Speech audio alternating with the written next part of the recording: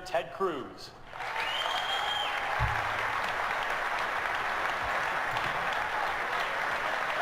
But Kasich, can I introduce It's so Kasich? noisy in here. Yes, yes. We're going to introduce Ohio Governor John Kasich. Yeah. Senator Cruz, I did ask about Mr. Trump. You said he doesn't have the temperament to be commander-in-chief. Do you stand by those words? I think that is an assessment the voters are going to make. I have to If respond. you'd like to respond, Mr. Trump. First of all, I respect what Ted just said. But if you noticed, he didn't answer your question. I was very disappointed that members of his team thought so little of me. When this transpired, I apologized to him then, and I do so now. Ben, I'm sorry. This is great. You guys, I want you to all mention me when you say something. Marco, you shouldn't compare yourself to Joe Biden, and you shouldn't say that that's what we're doing. Here's exactly what we're doing. You have not been involved in a consequential decision where you had to be held accountable. I like Marco Rubio, and he's a smart person and a good guy, but he simply does not have the experience to be president of the United States and make these decisions. We've watched it happen, everybody, for the last 7 years. Under Chris Christie's governorship of New Jersey, they've been downgraded 9 times in their credit rating. You see, everybody, I want the people at home to think about this. That's what Washington, D.C. does. The drive-by shot at the beginning with incorrect and incomplete information, and then the memorized 25-second speech that is exactly what his advisors gave him. The memorized 30-second speech where you talk about how great America is at the end of it doesn't solve one problem for one person. They expect you to plow the snow. They expect you to get the schools open. And when the worst natural disaster in your state's history hits you, they expect you to rebuild their state, which is what I've done. Chris, your state got hit by a massive snowstorm 2 weeks ago. You didn't even want to go back. They had to shame you into going back. You know what the shame is, Marco?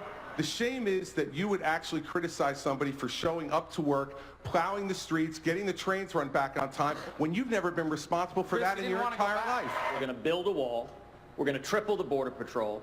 We're going to increase, and actually, since Donald enjoyed that, I will simply say I've got somebody in mind to build it. When eminent domain is used on somebody's property, that person gets a fortune. They get at least fair market value, and if they're smart, they'll get 2 or 3 times the value of their property.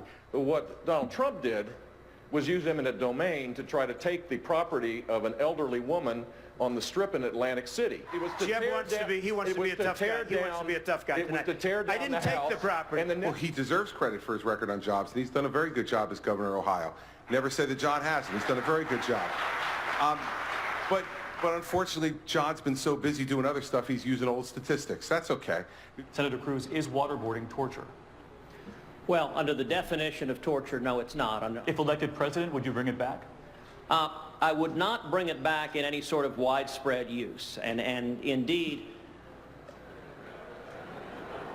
if I get elected president, head out tomorrow and buy a seatbelt, because there's going to be so much happening in the first 100 days, it's going to make your head spin, and we're going to move America forward. I promise you, we're going to move us forward. Mr. Trump, I'm going to give that question to you, and you took it away anyway. Oh, okay, good. It looked like he was looking. On one hand, it's clear young people across the political spectrum increasingly favor same-sex marriage. However, young voters have not moved to the left on abortion. In fact, large numbers of them favor at least some modest restrictions that conservatives have supported. How do you speak to millennials on both these issues while Democrats will inevitably charge intolerance and extremism? Well, first of all, I don't believe that believing in traditional marriage the way I do makes you a bigot or a hater. It means that you believe that this institution that's been around for millennia is an important cornerstone of our society. I respect people that believe differently, but I believe deeply that marriage should be between one man and one woman. On the issue of life, to me, the issue of life is not a political issue. It's a human rights issue, and it's a difficult issue because it puts in conflict 2 competing rights. On the one hand is the right of a woman to choose what to do with her body, which is a real right. And on the other hand is the right of an unborn human child to live. And they're in conflict, and as a policymaker, I must choose which one of these 2 sides takes precedence. And I've chosen to err on the side of life. Here's what I find outrageous. There has been 5 Democratic debates. The media has not asked them a single question on abortion. And on abortion, the Democrats are extremists. Why doesn't the media ask Hillary Clinton why she believes that all abortion should be legal, even on the due date of that unborn child? Why don't they ask Hillary Clinton why she believes that partial birth abortion, which is a gruesome procedure that has been outlawed in this country, she thinks that's a fundamental right?